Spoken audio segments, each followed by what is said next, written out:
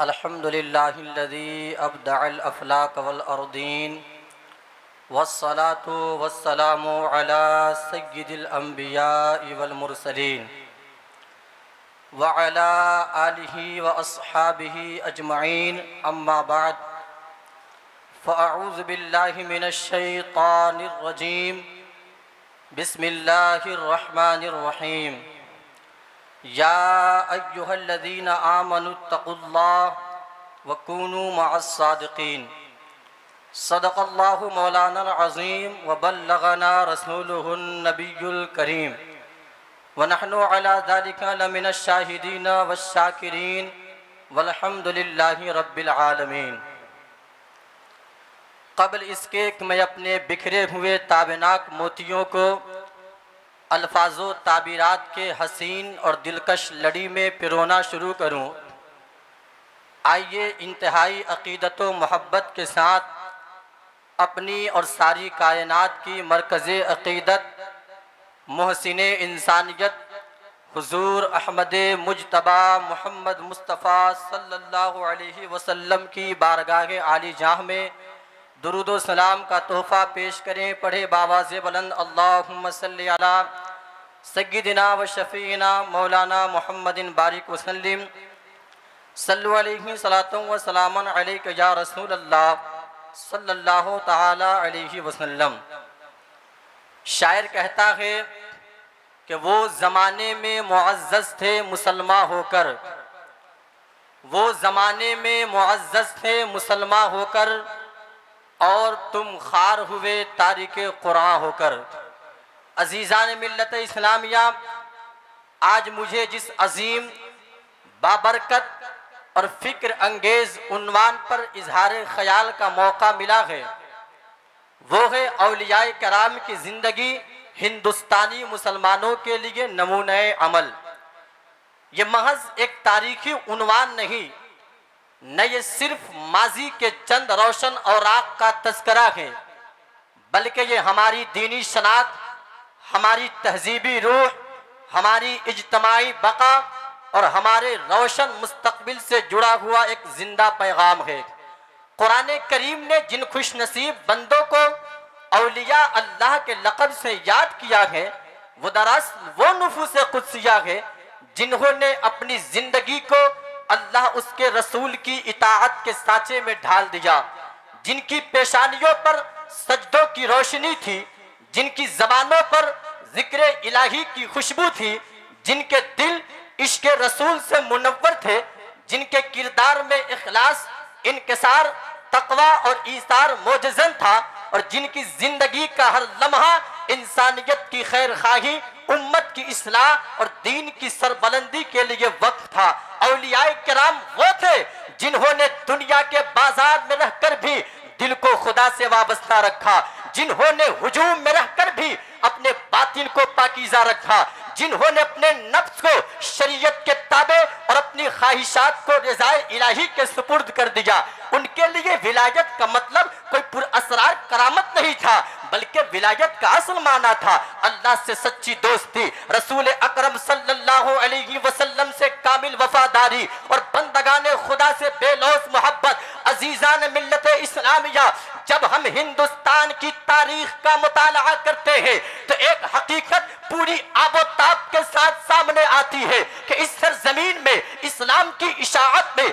जहां ताजिरों, उलमा और मुजाहिदीन ने अपना किरदार अदा किया, वही दिलों की दुनिया फतह करने में सबसे ज्यादा असर औलियाए किराम के अखलाक, खिदमत खल्क और रूहानी कशिश का था। ये वो नुफूस कुद्सिया थे जिन्होंने नफरत के माहौल में मोहब्बत के चिराग जलाए, जुल्मत के अंधेरों में हिदायत की शमा रोशन की और टूटे हुए दिलों को जोड़कर उन्हें खुदा से मिला दिया। हिंदुस्तान की फजा में अगर इस्लाम की खुशबू रची बसी महसूस होती है तो उसमें औलिया किराम के आंसुओं की तासीर भी शामिल है, उनकी इबादतों की हरारत भी शामिल है, उनके अखलाक की शीरनी भी शामिल है, उनकी खानकाहों की बरकतें भी शामिल है। याद रखे, गरीब नवाज हजरत मुईनुद्दीन चिश्ती रहमतुल्लाह अलैह की जाते गिरामी, हजरत निजामुद्दीन औलिया की खानका, हजरत मखदूम सिमना की इल्मी व तरबियती खिदमत, हजरत महबूब मीना की रूहानी अजमत और हिंदुस्तान के गोशे गोशे में फैले हुए औलियाए कामिलीन के फयूज़ बरकत, ये सब सिर्फ तारीख के उन्वानात नहीं बल्कि इस मुल्क के मुसलमानों की रूहानी जिंदगी की बुनियादें हैं। इन बुजुर्गों ने न तलवार के जोर से दिल जीते, न दौलत के सहारे लोगों को मुतासिर किया, न इक्तदार के बलबूते पर अपनी बात मनवाई, बल्कि इन्होंने अखलाके मोहम्मदी, हुस्ने सुलूक, सब्र ईसार और खिदमत खल्क के जरिए इंसानों के दिलों में घर बनाया, इंसानों के दिलों में घर बनाया। जब आप तारीख का मुताला करेंगे तो मालूम होगा गरीब नवाज जब हिंदुस्तान तशरीफ लाए तो उस वक्त के हालात निहायत पेचीदा थे, तहजीबी फासले भी थे, समाजी खलीज भी थी, मजहबी अजनबियत भी थी और फिक्री दूरिया भी, मगर उन्होंने न किसी के खिलाफ नफरत का बाजार गर्म किया, न किसी को जलील और रुसवा करने की राह अपनाई, बल्कि उन्होंने मोहब्बत को अपना हथियार बनाया, सब्र को अपनी कुव्वत बनाया, अखलाक को अपना तारुफ बनाया, खिदमत खल्क को अपना मिशन बनाया। चुनांचे वही लोग जो पहले इस्लाम से नावाकिफ थे, उनके किरदार की रोशनी से मुतासिर होकर इस्लाम की तरफ मुतवज्जे होने लगे। गोया गरीब नवाज ने अपनी पूरी जिंदगी से यह पैगाम दिया, अगर दिलों को फतह करना है तो अखलाक मुस्तफा इख्तियार करना होगा, अगर कौमों को बदलना है तो किरदार की रोशनी फैलानी होगी, अगर कौमों को बदलना है तो किरदार की रोशनी फैलानी होगी, और अगर मुआशरे में इनकलाब बर्पा करना है तो खिदमत और मोहब्बत के चिराग जलाने होंगे। इसीलिए तो किसी शायर ने क्या ये खूब कहा है, कुव्वते इश्क से हर बस्त को पाला कर दे, कुव्वते इश्क से हर बस्त को पाला कर दे, दहर में इश्क इसमें मोहम्मद से उजाला कर दे, दहर में इसमें मोहम्मद से उजाला कर दे। अजीजान ने मिल्लत इस्लामिया, आज अगर हम सवाल करें कि औलियाए किराम की जिंदगी हिंदुस्तानी मुसलमानों के लिए नमूने अमल किस कदर है, तो उसके जवाब में कई रोशन पहलू हमारे सामने आते हैं और उनमें हर पहलू आज के दौर के लिए एक जिंदा पैगाम, एक अखलाकी दर्स और एक अमली लाए अमल रखता है। उनकी जिंदगी का सबसे ताबिंदा पहलू इश्क रसूल सल्लल्लाहु अलैहि वसल्लम है। औलियाए किराम की पूरी हयात मोहब्बत मुस्तफ़ा की खुशबू से मुअत्तर थी, उनके दिलों की धड़कनों में नामे मोहम्मद बसा हुआ था, उनकी आंखों में मदीने की तड़प थी, उनकी जबानों पर दुरूद सलाम की लज्जत थी और उनके किरदार में सुन्नत नबवी की झलक थी। वो जानते थे कि अल्लाह की रजा का रास्ता भी मुस्तफ़ा से होकर गुजरता है, दिल की सफाई भी मुस्तफ़ा के डर से मिलती है और जिंदगी की असल कामयाबी भी मुस्तफ़ा जाने रहमत की गुलामी में है। आज जब मादियत, बेरहरवी, इल्हाद, दीनी बेहिसी, फिक्री इंतशार की यलगार नई नस्ल के ईमान को कमजोर करने की कोशिश कर रही है, तो औलियाए किराम की जिंदगी हमें यह पैगाम देती है कि अगर अपने ईमान को ताजा रखना है और अपनी शनाख्त को महफूज रखना है तो मोहब्बत रसूल को अपनी जिंदगी का मरकज बनाना होगा,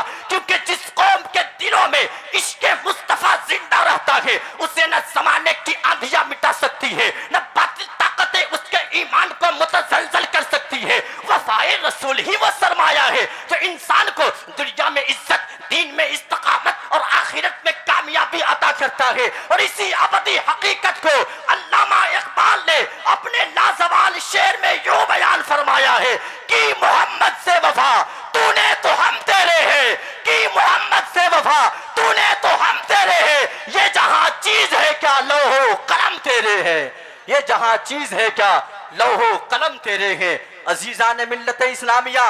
आज हिंदुस्तानी मुसलमानों को जिन चैलेंजेस का सामना है उनमें तालीमी पसमानदगी, अखलाकी कमजोरी, बाहिमी इख्तलाफात, दीनी बेअमली और समाजी इंतशार शामिल है। लेकिन अगर हम गौर से देखें तो इन तमाम बीमारियों का इलाज औलियाए किराम के अफकार किरदार में मौजूद है। अगर हम उनकी तरह नमाजों के पाबंद बन जाए, सच्चाई को अपना शियार बना ले, वालिदैन का एहतराम करे, इल्म को अपनी जिंदगी का जेवर बनाए, खिदमत खल्क को अपना मिजाज बना ले और अखुवत व मोहब्बत के चिराग रोशन करे तो यकीनन हमारी हालत बदल सकती है, हमारे हालात संवर सकते हैं और हमारी कौम एक नई कुव्वत के साथ उठ खड़ी हो सकती है। याद रखिए, औलियाए किराम का हकीकी एहतराम सिर्फ उनके मज़ारात पर हाजिरी देने में नहीं बल्कि उनकी तालीमात को अपनी जिंदगी में उतारने में है। उनसे सच्ची अकीदत का तकाजा यह है कि हम उनके नक्शे कदम पर चले, उनके अखलाक को अपनाएं, उनकी इबादत और रियासत से सबक ले और उनके इश्क रसूल को अपने दिलों की धड़कन बना ले।